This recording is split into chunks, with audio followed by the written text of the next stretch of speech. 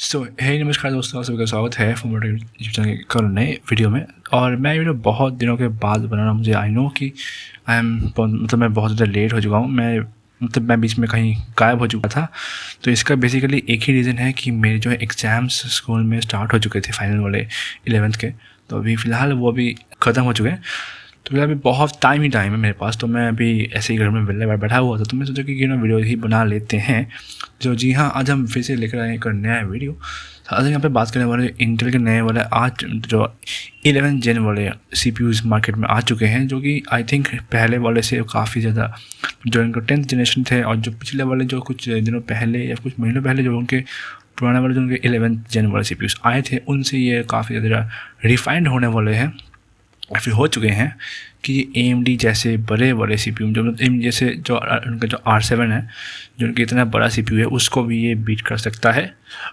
मतलब ये AMD को किल कर चुका है।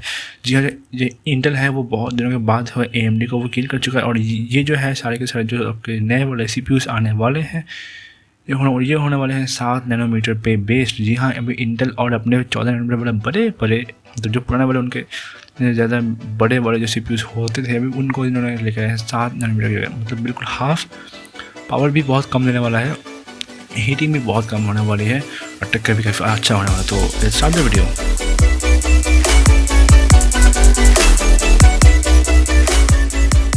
तो ये जो CPUs है, इनमें जो है बेसिकली हम फोकस करने वाले जो i9-11900T। अब T का मतलब मुझे अभी फ़िलहाल तो नहीं पता, लेकिन आप गूगल कर सकते हैं। ऑफ कोर्स जो इंटेल के जितने भी CPUs हैं उनमें से T, K, F ऐसे कुछ ऐसा नंबर रहता है, ठीक है। अब इसका अलग अलग मीनिंग होता है।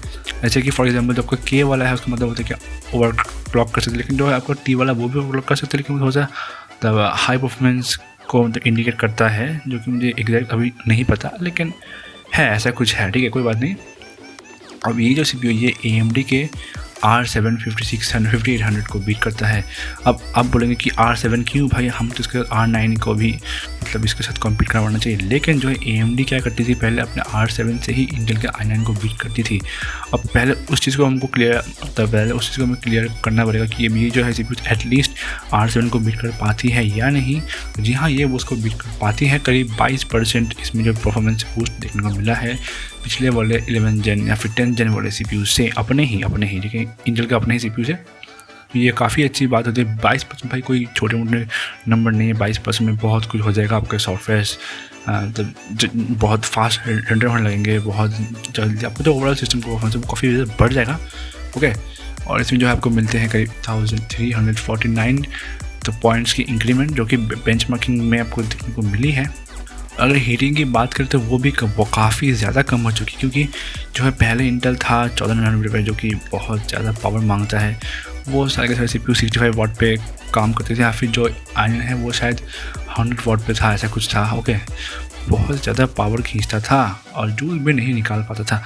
तो अभी जो उसी चीज़ को सॉल्व करने के लिए जो है इंटेल, क्योंकि पहले तो बहुत ज़्यादा पावर खींचता था, लेकिन जूस उसके जो ओवरऑल जो परफॉर्मेंस है निकल के आता था बहुत कम होता था, मतलब को बहुत कम नेग्लिजिबल होता था उस हिसाब से।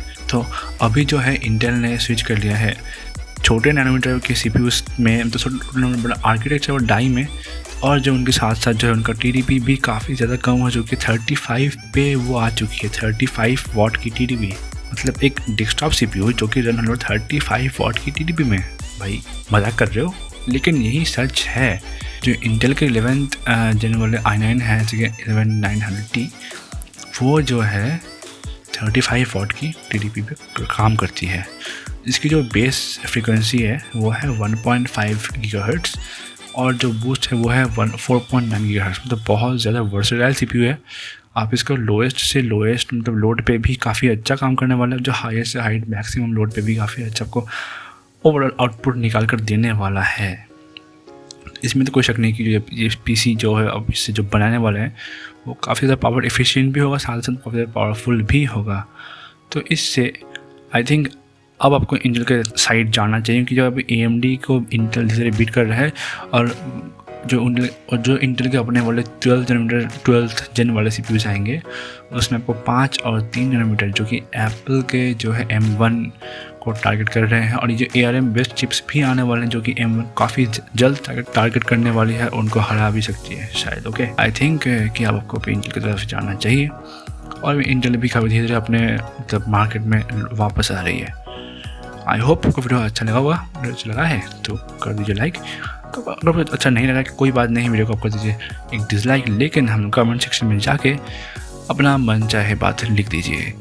हाँ, तो हम मिलते हैं आपसे फिर से एक और नए वीडियो में। तो तब तक के लिए जय हिंद, वंदे मातरम। और हाँ जी हाँ, मैं आपसे मिलना चाहता हूँ बहुत दिनों से, लेकिन टाइम नहीं हो पा रहा तो मैं वीडियो नहीं बना पा रहा हूँ फिलहाल। कोई बात नहीं, मैं फिर से अभी तब तो खैर स्कूल नहीं है, फिर से एक और नया वीडियो लेकर आ जाऊँगा बहुत जल्द। फिर हम आपसे फिर से मिलेंगे, तब तक के लिए जय हिंद, वंदे मातरम एंड आडियोस। और हाँ भाई, ज़्यादा से ज़्यादा सब्सक्राइब करके जाना, फ्री होता है।